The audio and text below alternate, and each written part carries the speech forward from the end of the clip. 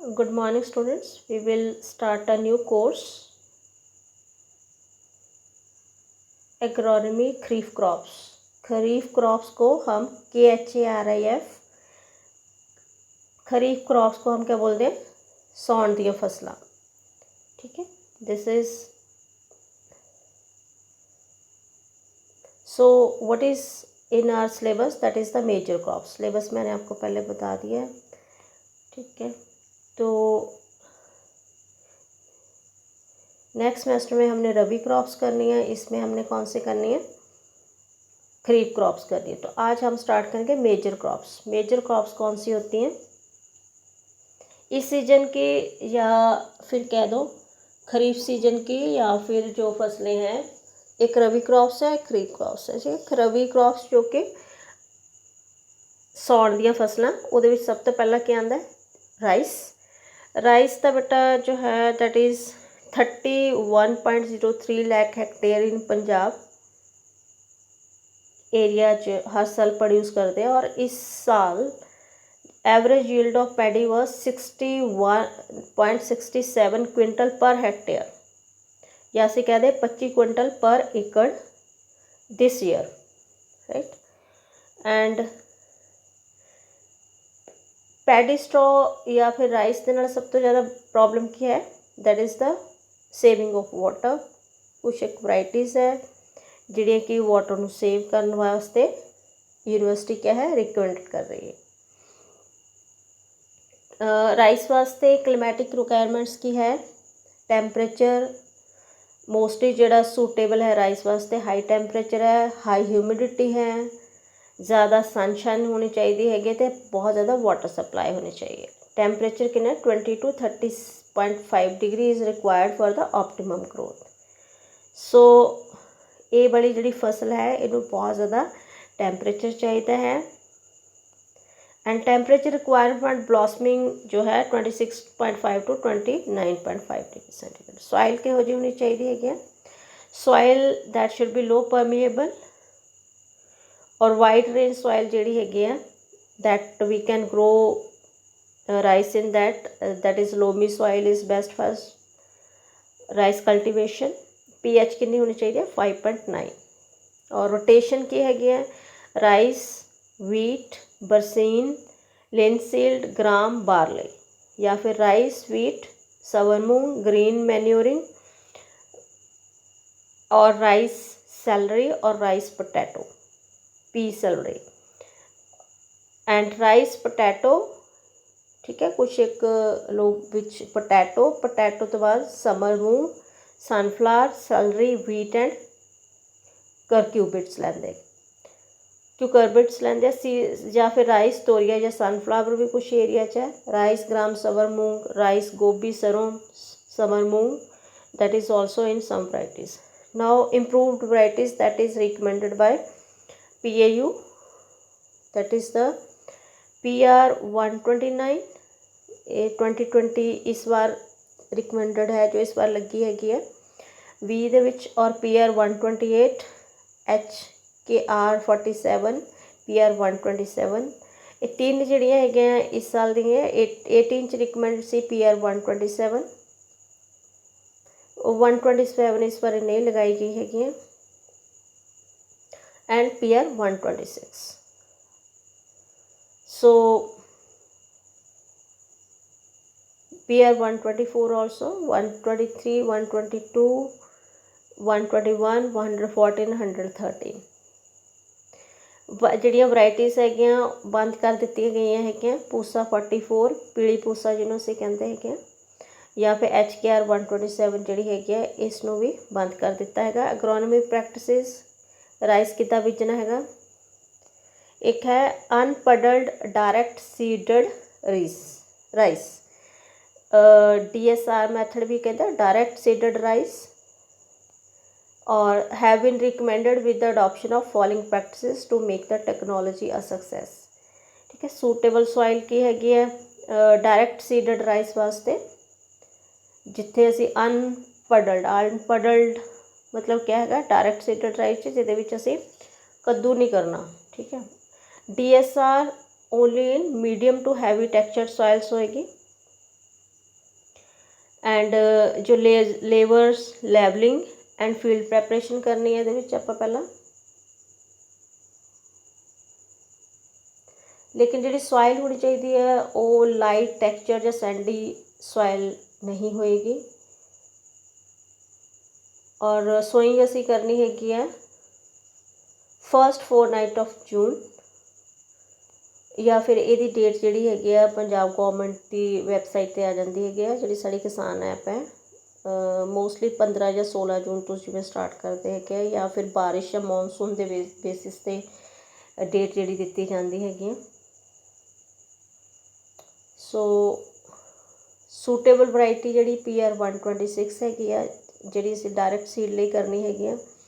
Sowing time ਜਿਹੜਾ ਹੈਗਾ 1 to 15 ਜੂਨ ਹੈ, ਠੀਕ ਹੈ। ਔਰ ਸੀਡ ਰੇਟ ਜਿਹੜਾ ਹੈਗਾ ਉਹ ਅਸੀਂ ਕਿੰਨਾ ਪਾਉਣਾ ਹੈਗਾ, so the crop with rice seed drill fitted with inclined plate system or lucky seed drill ਦੇ ਨਾਲ ਅਸੀਂ ਕਰਨਾ ਹੈਗਾ। ਅਤੇ 8 ਤੋਂ 10 ਕਿਲੋ ਪਰ ਏਕੜ, 20 centimeter spaced rows in a dry field or in a moist field about after Rauni ਕਰਨ ਤੋਂ ਬਾਅਦ ਜਿਹੜੇ ਹੈਗੇ ਆ the seed should be placed at 2 to 3 centimeter depth। Weed control ਕਿੱਦਾਂ ਕਰਨਾ ਇਹਦੇ ਵਿੱਚ ਅਸੀਂ 1 ਲੀਟਰ ਪਰ ਏਕੜ ਸਟੌਂਪ ਜਾਂ ਬੰਕਰ ਲੈਣਾ ਹੈ। ਇਹਦੇ ਵਿੱਚ ਇਹਨੂੰ ਅਸੀਂ 200 ਲੀਟਰ ਪਾਣੀ 'ਚ ਪਾ ਕੇ ਮੋਇਸਟ ਸੋਇਲ ਦੇ ਵਿੱਚ ਵਿਦਿਨ 2 days ਆਫ ਸੋਇੰਗ ਅਸੀਂ ਕਰਨੀ ਹੈਗੀ ਹੈ। ਐਂਡ ਉਸ ਤੋਂ ਬਾਅਦ 100 ml ਪਰ ਏਕੜ ਜੋ ਹੈ nominee gold and wash out ਜਾਂ ਮਕਾਓ ਜਾਂ ਤਾਰਕ ਜਿਹੜਾ ਹੈ 10 SC if the crop infected with swank and paddy moth। ਤੇ ਅਸੀਂ ਇਹਦਾ ਸਪਰੇਅ ਕਰਨਾ ਹੈਗਾ 16 ਗ੍ਰਾਮ ਪਰ ਏਕੜ ਅਸੀਂ ਲੈਣਾ ਹੈ। 15 ਐਜ਼ੀਸਲਫਿਊਰੋਨ ਇਹਦਾ DF ਜਿਹੜਾ ਹੈਗਾ ਸਾਲਟ ਹੈਗਾ, ਇਹਦੇ ਵਿੱਚ 8 ਗ੍ਰਾਮ ਪਰ ਏਕੜ ਅਸੀਂ ਐਲਮਿਕਸ ਲੈਣਾ ਹੈਗਾ। ਸੋ ਫੈਨੋਕਸਾਪ੍ਰੋਕਸ ਵੀ ਯੂਜ਼ ਕਰ ਸਕਦੇ ਹੈਗੇ ਆ। ਅਤੇ ਇਹਦੇ ਵਿੱਚ ਮਧਾਣਾ ਜਾਂ ਲੈਪਟੋਕਲੋਆ ਜਿਹਨੂੰ ਚੀਨੀ ਘਾਹ ਕਹਿੰਦੇ ਆ ਜਾਂ ਚਿੜੀ ਘਾਹ ਕਹਿੰਦੇ ਆ ਜਾਂ ਤੱਕੜੀ ਘਾਹ, ਇਹ ਸਾਰੇ ਅਸੀਂ ਵੀਡ 'ਚ ਫਸਟ ਈਅਰ 'ਚ ਦੇਖਿਆ ਹੈਗਾ। ਇਹਨਾਂ ਨੂੰ ਖਤਮ ਕਰਨ ਵਾਸਤੇ ਸੋਇੰਗ ਤੋਂ 20 ਦਿਨ ਬਾਅਦ ਅਸੀਂ 150 ਲੀਟਰ ਪਾਣੀ ਦੇ ਵਿੱਚ ਪਾ ਕੇ ਇਹਨੂੰ ਫੈਨੋਕਸ ਡ੍ਰੌਪ ਜਿਹੜਾ ਹੈਗਾ 6.7 EC ਜਾਂ ਰਾਈਸ ਸਟਾਰ ਵੀ ਉਹਨੂੰ ਕਹਿੰਦੇ ਹੈਗੇ ਆ, ਅਤੇ ਪਰ ਏਕੜ ਅਸੀਂ ਯੂਜ਼ ਕਰਨਾ ਹੈਗਾ। Left over weeds may be unrooted by weeding ਜਾਂ ਫਿਰ ਹੈਂਡ ਪੁਲਿੰਗ ਨਾਲ ਵੀ ਅਸੀਂ ਪੇਸ ਕਰ ਸਕਦੇ ਹਾਂ।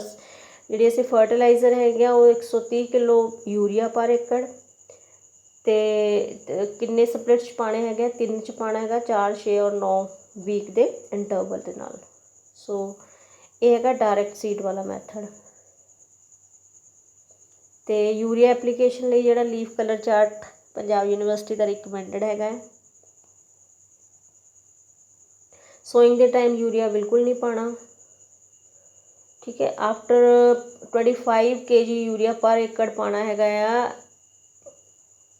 ਬਿਜਾਈ ਦੇ ਚੌਥੇ ਹਫ਼ਤੇ, ਬਿਜਾਈ ਤੋਂ ਬਾਅਦ ਚੌਥਾ ਹਫ਼ਤਾ। ਫਿਰ ਆਫਟਰ 6 weeks ਆਫ ਸੋਇੰਗ 6 ਹਫ਼ਤੇ ਤੋਂ ਬਿਜਾਈ ਦੇ 6 ਹਫ਼ਤੇ ਤੋਂ ਬਾਅਦ matching colour of the top most fully exposed intact leaf of the randomly selected 10 rice plants with ਜਿਹੜਾ PAULCC ਕਾਰਡ ਦੇ ਆਪਾਂ ਰਿਕਮੈਂਡਡ ਕਾਰਡ ਦੇ ਨਾਲ ਮਿਲਾਉਣਾ ਹੈਗਾ। ਅਤੇ ਉਸ ਤੋਂ ਬਾਅਦ wherever the greenness 6 or more out of 10 leaves it is lighter than the LCC shade, ਫਿਰ ਅਸੀਂ ਪਾਉਣਾ ਹੈਗਾ 30 ਕਿਲੋ ਯੂਰੀਆ, ਠੀਕ ਹੈ।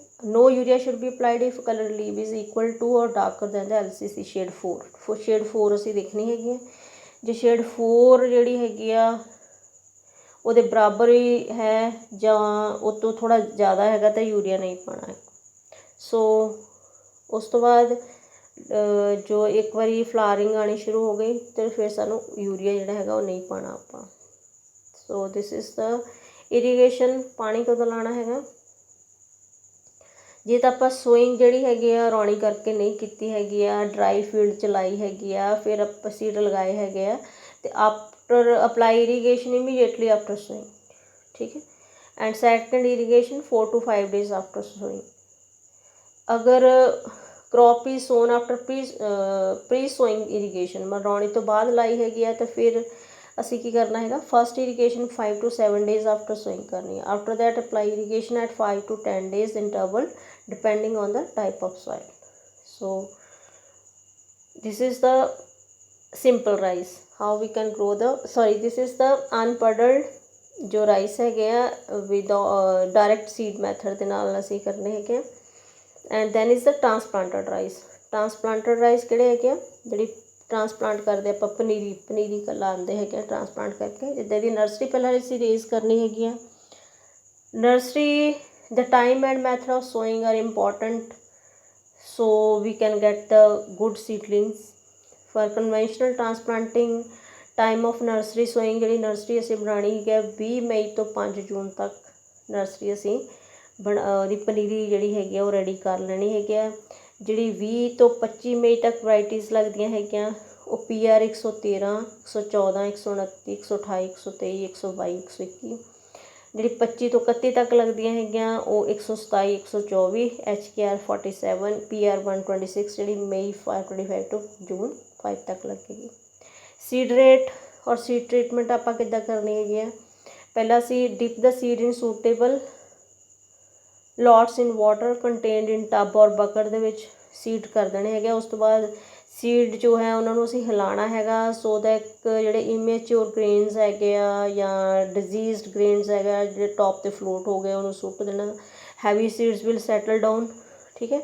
ਫਿਰ ਅਸੀਂ 8 kg of heavy seeds sufficient for transplanting an acre, 8 kilo per acre. Heavy seed ensure healthy sturdy and uniform seedlings, ਠੀਕ ਹੈ। ਜਿਹੜੇ ਨੀਚੇ ਬੈਠੇ ਹੋਏ ਹੈਲਦੀ ਸੀਡਸ ਹੈ ਉਹਨਾਂ ਤੋਂ ਸੀਡਲਿੰਗਸ ਵੀ ਅੱਛੀਆਂ ਆਉਣੀਆਂ ਹੈਗੀਆਂ। ਆਪਾਂ ਹੁਣ ਸੀਡ ਟ੍ਰੀਟਮੈਂਟ ਕਰਨੀ ਹੈਗੀ ਆ। ਸੀਡ ਟ੍ਰੀਟਮੈਂਟ ਆਪਾਂ ਕਰਨੀ ਹੈਗੀ ਆ ਸਪ੍ਰਿੰਟ 75 WS ਦੇ ਨਾਲ।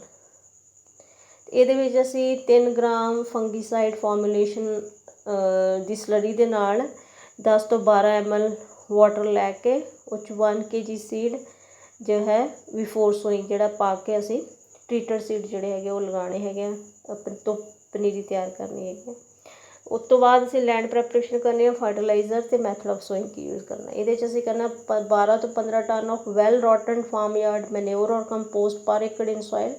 ਖੇਤ ਦੇ ਵਿੱਚ ਜਿਹੜੀ ਹੈਗੀ ਕੰਪੋਸਟ ਪਾਣੀ ਹੈਗੀ ਆ 12 ਤੋਂ 15 ton of farm yard manure per acre. Irrigate the field to permit the germination of weeds. ਉਸ ਤੋਂ ਬਾਅਦ ਪਾਣੀ ਲਾਉਣਾ ਹੈਗਾ ਆਪਾਂ,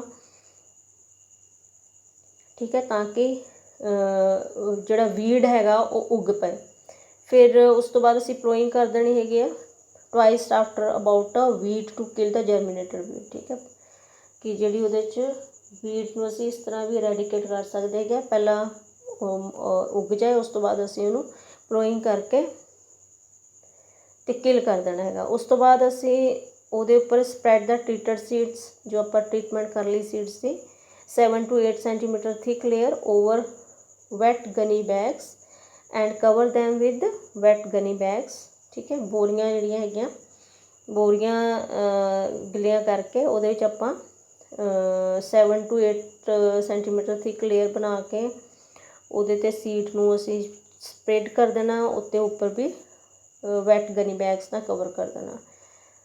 ਤੋ ਪਾਣੀ ਦੇ ਉੱਪਰ ਅਸੀਂ ਸੀਡਸ ਨੂੰ ਕੀ ਕਰਨਾ, ਮੋਇਸਟ ਰੱਖਣਾ ਹੈਗਾ, ਠੀਕ ਹੈ। ਜਰਮੀਨੇਸ਼ਨ ਪ੍ਰੋਸੈਸ ਆਪਾਂ ਕੀਤੀ ਹੋਈ ਹੈ। ਸਪ੍ਰਿੰਕਲ ਵਾਟਰ ਕਰਨਾ ਪੀਰੀਓਡਿਕਲੀ ਤਾਂ ਕਿ ਮੋਇਸਚਰ ਲੈਵਲ ਜਿਹੜਾ ਹੈਗਾ ਉਹ ਮੇਨਟੇਨ ਰਹੇ। ਉਸ ਤੋਂ ਬਾਅਦ ਅਸੀਂ ਸਪੀਡ ਸਪਰਾਊਟਸ ਆ ਜਾਣੇ ਆ 24 ਤੋਂ 36 ਘੰਟੇ ਤੱਕ ਜਰਮੀਨੇਸ਼ਨ ਹੋ ਜਾਂਦੀ ਹੈਗੀ ਆ। Next 26 kg urea, 60 kg single super phosphate, 40 kg zinc sulphate, heptahydrate and ਜਾਂ ਫਿਰ ਅਸੀਂ 25.5 kg ਜ਼ਿੰਕ ਸਲਫੇਟ ਮੋਨੋਹਾਈਡਰੇਟ ਪਰ ਏਕੜ ਜੋ ਹੈ ਸੋਇੰਗ ਦੇ ਟਾਈਮ ਪਾਉਣਾ ਹੈਗਾ। So 8 kg seeds by broadcasting on an area of 160 square metre, ਠੀਕ ਹੈ। 6.5 ਮਰਲਾ ਦੇ ਵਿੱਚ ਅਸੀਂ ਜਿਹੜਾ ਅਸੀਂ 8 kg ਸੀਡ ਹੈਗਾ ਉਹਨੂੰ ਛੱਟਾ ਮਾਰਨਾ ਹੈਗਾ ਬਰੋਡਕਾਸਟਿੰਗ ਦੇ ਨਾਲ। ਅਤੇ ਟੂ ਰੇਜ਼ ਨਰਸਰੀ ਫਾਰ 1 ਏਕੜ, ਇੱਕ ਅਗਰ ਅਸੀਂ ਨਰਸਰੀ ਰੇਜ਼ ਕਰਨੀ ਹੈ to take the damage from the birds, ਠੀਕ ਹੈ। Broadcast a thin layer of well decomposed farm yard manure immediately after broadcast, ਠੀਕ ਹੈ। ਉਸ ਤੋਂ ਬਾਅਦ ਅਸੀਂ ਉਹਨੂੰ ਥੋੜ੍ਹਾ ਢੱਕ ਦੇਣਾ ਹੈਗਾ ਕਾਹਦੇ ਨਾਲ, ਫਾਰਮ ਯਾਰਡ ਮੈਨਿਓਰ ਦੇ ਨਾਲ। Keep the soil moist by irrigating the field frequently. Applied another dose of 26 kg urea per acre about a fortnight after sowing so that get the seedlings ready for transplanting in 25 to 30 days। ਅਸੀਂ ਇਹ ਬਣਾ ਕੇ ਰਹੇ ਆਪਾਂ ਪਨੀਰੀ ਬਣਾ ਰਹੇ ਹਾਲੇ। However, under forced circumstances, if nursery is about 45 days or above is to be transplanted, apply another dose of 26 kg urea after 4 weeks of sowing। And in case any insect attack or disease appear in the nursery, adopt the recommended plant protection measures। Irrigate the nurseries regularly and seedlings are ready when they are 20 to 25 centimeter tall। ठीक है, या फिर 6 to 7 पत्ते, that is good for transplantation। So if the seedlings in the nursery show the yellowing of new leaves, spray them with 3 times with 0.5 ਲੈ ਕੇ 1% ferrous sulfate solution। ਪਨੀਰੀ ਪੀਲੀ ਪੈ ਰਹੀ ਹੈਗੀ ਆ ਅਤੇ ਉਹਨੂੰ ਅਸੀਂ 1% ferrous sulfate solution ਦੇ ਨਾਲ ਸਪਰੇ ਕਰਨਾ ਹੈਗਾ ਵੀਕਲੀ ਇੰਟਰਵਲ ਨਾਲ। ਜੇ ਬਰਾਊਨਿਸ਼ ਰਸਟੀ ਬਰਾਊਨ ਹੋ ਰਹੇ ਹੈਗੇ ਆ ਯੈਲੋ ਤੋਂ ਬਾਅਦ, ਉਸ ਤੋਂ ਬਾਅਦ ਅਸੀਂ 0.5% ਜ਼ਿੰਕ ਸਲਫੇਟ ਹੈਪਟਾ ਹਾਈਡਰੇਟ ਸੋਲਿਊਸ਼ਨ ਦਾ ਸਪਰੇ ਵੀ ਕਰ ਸਕਦੇ ਹੈਗੇ ਆ, ਜਾਂ ਫਿਰ 0.3% ਜ਼ਿੰਕ ਸਲਫੇਟ ਮੋਨੋਹਾਈਡਰੇਟ ਸੋਲਿਊਸ਼ਨ ਵੀ ਕਰ ਸਕਦੇ ਹਾਂ। ਵੀਡ ਕਿੱਦਾਂ ਜੀ ਕੰਟਰੋਲ ਕਰਨਾ, ਇੱਕ ਤਾਂ ਅਸੀਂ ਸਟਾਰਟਿੰਗ 'ਚ ਕੀਤਾ ਸੀਗਾ ਜਦੋਂ ਅਸੀਂ ਪਨੀਰੀ ਬਣਾਈ ਸੀ, ਅਗਰ ਫਿਰ ਵੀ ਉੱਗ ਜਾਂਦਾ ਹੈਗਾ ਤਾਂ swank and some other annular grasses are the main problems in rice nurseries। ठीक है, so these weeds can be controlled by ਕੀ ਕਰਨਾ ਸੀ, Butachlor 1200 ml, I repeat ml per acre। Butachlor ਲੈਣਾ 50 EC mixed with 60 kg of sand, and after 7 days of broadcasting seeds or 500 ml per acre of soffit ਲੈ ਸਕਦੇ ਹੈਗੇ ਆ।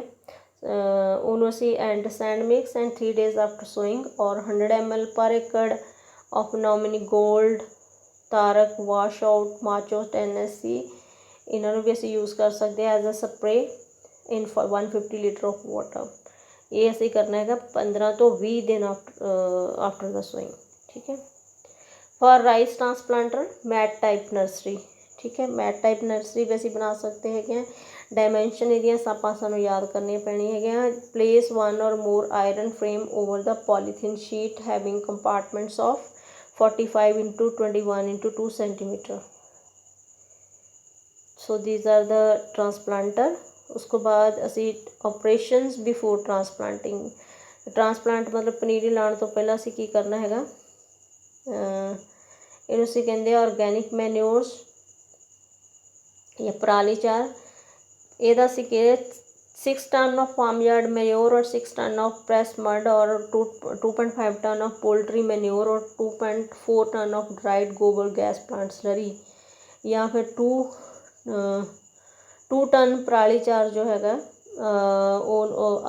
एक per acre before periodically preparatory tillage for transplanting of rice. ਠੀਕ ਹੈ, ਪਹਿਲੀ ਜਿਹੜੀ ਅਸੀਂ ਵਹਾਈ ਕਰਨੀ ਆ ਉਸ ਤੋਂ ਪਹਿਲਾਂ ਅਸੀਂ ਇਹ ਪਾ ਸਕਦੇ ਹੈਗੇ। ਅਤੇ ਇਹਦੇ ਵਿੱਚ ਹੁਣ ਤੱਕ ਜਿੰਨੀਆਂ ਵੀ ਰਿਸਰਚ ਹੋਈ ਆ ਉਹਦੇ ਵਿੱਚ ਮੋਸਟਲੀ ਜਿਹੜੇ ਕਿਸਾਨ ਹੈਗੇ ਆ ਬੇਟਾ ਉਹ ਦੱਸਦੇ ਹੈਗੇ ਆ ਕਿ ਪੋਲਟਰੀ ਮਨਿਓਰ ਦੇ ਰਿਜ਼ਲਟ ਜਿਹੜੇ ਹੈਗੇ ਆ ਉਹ ਕੰਪੈਰੇਟਿਵਲੀ ਬੈਟਰ ਆ ਰਹੇ ਆ। ਅਤੇ ਗ੍ਰੀਨ ਮੈਨਿਓਰਿੰਗ ਕਰਨੀ ਹੈਗੀ since organic manures are not available in required quantities। green manure जैसा डेंचिया काउपी ਜਾਂ ਫਿਰ ਸਨ ਹੰਪ ਜਿਹੜਾ ਹੈਗਾ ਇਹਨੂੰ ਵੀ ਅਸੀਂ ਯੂਜ਼ ਕਰ ਸਕਦੇ ਹੈਗੇ। ਅਸੀਂ ਗ੍ਰੀਨ ਮੈਨਿਓਰਿੰਗ 'ਚ ਫਸਲਾਂ ਪੜ੍ਹੀਆਂ ਹੋਈਆਂ। ਆਫਟਰ ਹਾਰਵੈਸਟਿੰਗ ਵੀਟ ਔਰ any other crop apply pre-sowing irrigation and sow 20 kg per acre of drenchia seed per sow in water for 8 hours 12 kg per acre of cowpea। So sun hemp ਜਿਹੜਾ ਹੈਗਾ ਉਹ 20 kg ਵੀ ਆਪਾਂ use ਕਰ ਸਕਦੇ ਹਾਂ। ਮਤਲਬ ਉਹ ਵਾਲੀਆਂ ਗ੍ਰੀਨ ਮੈਨਿਊਰਸ ਬਣੀਆਂ ਉਹ ਵਾਲੀਆਂ ਫਸਲਾਂ ਜਿਨ੍ਹਾਂ ਨੂੰ ਅਸੀਂ ਖੇਤ 'ਚ ਬੀਜ ਕੇ ਖੇਤ 'ਚ ਵਾਹ ਦੇਣਾ ਹੁੰਦਾ ਹੈ ਤਾਂ ਕਿ ਉਹਨੂੰ ਐਜ਼ ਅ ਮੈਨਿਊਰ ਯੂਜ਼ ਕਰ ਸਕੀਏ। ਲੈਂਡ ਪ੍ਰੈਪਰੇਸ਼ਨ ਕਿਆ ਹੈ, use laser land ਲੈਵਲਰਸ।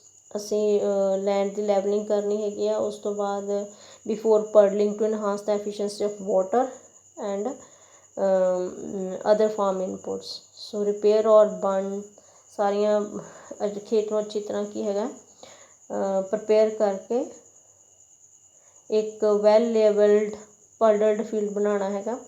Reduce water loss through percolation to maintain good seedling vigour and control weeds. तो असी जिहड़ा हुण करना हैगा कद्दू करना जी, ठीक है। Then is a transplanting. Dates of transplanting जी है, time of transplanting is a single factor which influence rice yield sustain, ठीक है। ये डेट जी है बहुत क्रूशियल होंगी है for getting maximum yield of rice. Time vacation of the field for sowing wheat the crop transplant rice seedling from 20 June to 5 July होंदा हैगा। 20 जून तो 5 जुलाई तक। Under late sown conditions prefer transplanting PR126। अगर late हो गया तो PR126 लगानी है जी। Age of seedling gaps transplanting की होनी चाहिए हैगी 30 तो 35 डे ओल्ड सीडलिंग होनी चाहिए हैगी, ठीक है। और फॉर शॉर्ट ड्यूरेशन वराइटी जड़ियाँ है असी 126 तो 124 वो सीडलिंग जी है 25 to 30 डेज लगा सकते हैं। So transplanting of waste seedling result in the reduction of yield and quality. तो असी जी साड़ी पनीरी हैगी या सीडलिंग हैगी अगर वो ज़्यादा टाइम तो 30 तो 35 दिन तो उपर हो चुकी है, 30 दिन तो उपर हो चुकी है, तो वो साड़ा झाड़ जड़ा या क्वालिटी जी हैगी वो घटनी हैगी। सो अपरूटिंग ऑफ सीडलिंग्स जी हैगी uprooting, irrigate the nursery before uprooting, wash the seedlings in the water to remove the mud। उस तो बाद सीड इंक्यूबेशन आप करनी हैगी। सीड इंक्यूबेशन कादे वास्ते करनी हैगी, ये असीं की करना है mix half kg packet of azospirillum bio fertiliser with 100 litre of water. ये बेटा एजोस्पिरिलम मैं तुहानूं लैब दे विच दिखाया होया। Dip the roots of rice nursery seedlings per 1 एकड़ in the solution for 45 minutes and transplant immediately। The biofertilizer culture is available after with the PAU seed shop, ठीक है। and method of transplanting की है flat puddle transplanting, ridge और wet transplanting ਜਿਹੜੇ ਹੈਗੇ ਇਹਨਾਂ ਦੋਨੋਂ ਮੈਥਡਸ ਦੇ ਨਾਲ ਅਸੀਂ ਕੀ ਹੈਗਾ ਟਰਾਂਸਪਲਾਂਟ ਜਿਹੜਾ ਕਰ ਸਕਦੇ ਹੈਗੇ। ਸੋ ਇੱਕ ਹੈਗਾ ਮਕੈਨੀਕਲ ਟਰਾਂਸਪਲਾਂਟਿੰਗ। ਤਿੰਨੋਂ ਮੈਥਡਸ ਨਾਲ ਅਸੀਂ ਪਨੀਰੀ ਜਿਹੜੀ ਹੈਗੀ ਆ ਉਹਨੂੰ ਖੇਤ ਦੇ ਵਿੱਚ ਲਗਾ ਸਕਦੇ। ਵੀਡ ਕੰਟਰੋਲ ਕਿੱਦਾਂ ਕਰਨਾ ਹੈਗਾ पैडी वीडर दे नाल, ठीक है। उस तो बाद कैमिकली असी किद्दां कंट्रोल करना है वीड विद हर्बीसाइड्स। ते हर्बीसाइड्स जो है उहदी असी जिद्दां हैगा मैचिट डी डेलक्लोर ये सारे बेटा तुहानूं जो हर्बीसाइड्स हैं I think you are well aware water herbicides ban wheat वगैरह हैगा इनू असी ब्यूटासीड है इन्होंने सारिਆਂ ਨੂੰ याद करना पेगा। डोज पर एकड़ 1200 ml हैगी है, देखो quantity it's in the mls। सो ये हर्बीसाइड्स ਜਿਹੜੇ ਹੈਗੇ ਆ ਉਹ अलग-अलग वीड्स ਨੂੰ कंट्रोल करते हैं जैसे कंकी एजोरिन अनिलोगार्ड लिब्रा कंट्रोल द जैफॉस and pesto anilopos marcani। and in case of stomp stomp can be used for eradication of wheat। so Sathi 10 WP can also Topstar 8 WP can be used, and even the Refit can be used for the eradication of the herbicides। then we will do the fertiliser कितनी पानी हैगी है। Fertiliser असी farm yard मैट्योर जी हैगी वो 6 ton पर एकड़ fertiliser से 16 kg नाइट्रोजन ये होंगी है, 35 kg असी यूरिया पाना हैगा। यूरिया साड़ा बच जाता जी असी फार्म यार्ड में रोक पा लेंगे हैं। तो पोल्ट्री मनूर असी डिस्कस कर चुके हैं, पराली चार किन्ना पाना हैगा। बायो फर्टिलाइज़र भी पा सकते हैं, कैमिकल फर्टिलाइज़र भी पा सकते हैं। कैमिकल फर्टिलाइज़र च आपां किन्ना पाना हैगा डैप पाना 27 kg पर एकड़, ਨਾਈਟ੍ਰੋਜਨ ਵਾਸਤੇ ਅਸੀਂ 42, ਨੀਮ ਕੋਟਡ ਯੂਰੀਆ ਆਉਂਦਾ ਹੈ 90 ਪਾਉਣਾ ਹੈਗਾ ਆ, ਐਂਡ ਮਿਊਰੇਟ ਆਫ ਪੋਟਾਸ਼ ਜਿਹੜਾ ਹੈਗਾ 20 kg ਪਰ ਏਕੜ ਪਾਉਣਾ ਹੈਗਾ। ਤੇ ਕਲਰ ਚਾਰਟ ਜਿਹੜਾ ਹੈਗਾ ਉਹ ਸੇਮ ਹੈ ਜਿਹੜਾ ਆਪਾਂ ਪਹਿਲੇ ਵਾਸਤੇ ਕੀਤਾ ਹੈਗਾ। ਅਗਰ ਸ਼ੇਡ 4 ਦੇ ਨਾਲ ਜਾਂ 4 ਦੇ ਨਾਲ ਮਿਲਦਾ ਹੈਗਾ ਤਾਂ ਅਸੀਂ 25 ਪਾਉਣਾ ਹੈਗਾ। ਅਗਰ LCC ਸ਼ੇਡ 4 ਤੋਂ ਜ਼ਿਆਦਾ ਡਾਰਕ ਹੋ ਗਿਆ ਤਾਂ ਯੂਰੀਆ ਬਿਲਕੁਲ ਨਹੀਂ ਪਾਉਣਾ, ਸ਼ੇਡ ਕਾਰਡ ਦੇ ਨਾਲ ਮੈਚ ਕਰਕੇ ਪਾਉਣਾ ਹੈਗਾ। ਸੋ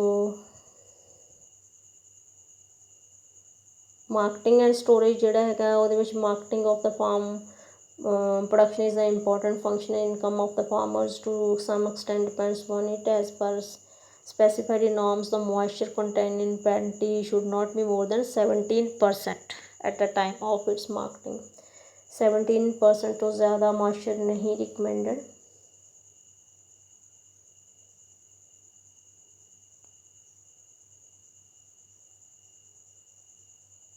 ਤੇ ਫਾਰਮਰਸ ਨੂੰ ਕੀ ਅਸੀਂ ਐਡਵਾਈਸ ਕਰਨਾ ਹੈਗਾ ਕਿ ਦੇ ਗੈਟ ਜੇ farm from the commission agent.